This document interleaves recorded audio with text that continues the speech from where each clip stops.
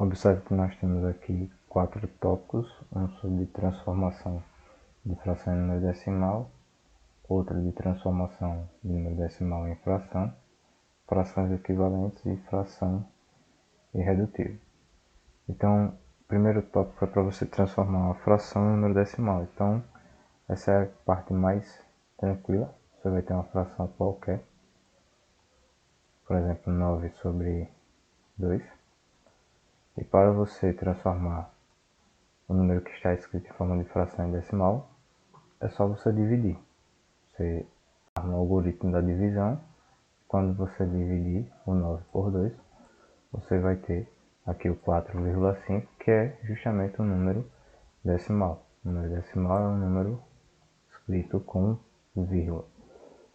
Já para você fazer o contrário, vou usar o mesmo exemplo. Por exemplo, eu tenho o número 4,5 e quero transformar ele em fração. O que é que você vai fazer? Você vai passar o traço da fração, vai esquecer a vírgula nesse valor. Então, se você apagar a vírgula aqui, ele vai ficar o número 45. E aí, embaixo no seu denominador, o que é que você vai escrever? A vírgula significa o número 1 e você vai contar a quantidade de números que existem depois da vírgula. No caso, se você observar aqui, você tem um 5, então fica sendo um 0. E aí, o que é que você vai fazer? Depois é só você simplificar até você determinar e achar aí uma fração irredutível. Então, a maior dificuldade é justamente essa, para você transformar de número decimal para uma fração. Se você tiver, por exemplo, aqui, ó, 3,51. Você quer transformar em fração, esquece a vírgula, então fica 351 sobre a vírgula é o número 1, e aqui eu tenho dois números, depois da vírgula, então dois zeros.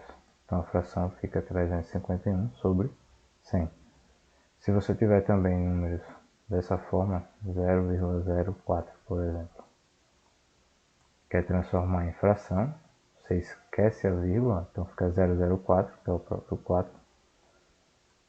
A vírgula vai ser representada aqui pelo número 1.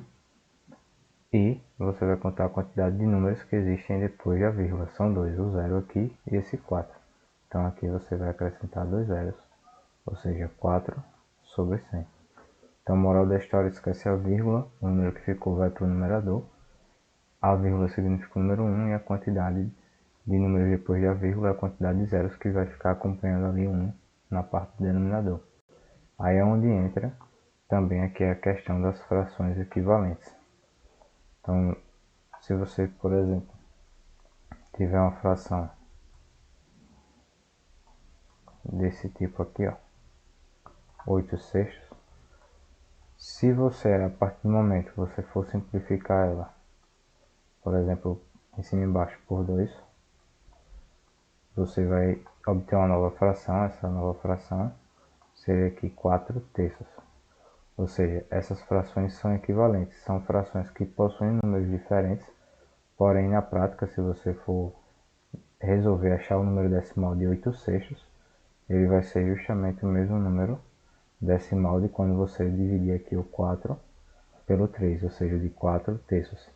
Ou seja, eles possuem uma forma diferente de escrita, porém eles são o mesmo, representam no caso o mesmo valor. Não só vale quando você simplifica, mas vale também quando você faz a multiplicação desses valores. Em vez de você simplificar, você vai multiplicar, deixar maior. Então, ó, por exemplo, se você pegar e multiplicar em cima e embaixo por 3, 8 vezes 3, 24, e 3 vezes 6, 18. Observe que ficou 24 18avos. Mas se você for dividir esse 24 por 18, vai dar o mesmo valor que você dividir 8 por 6 e 4 por 3.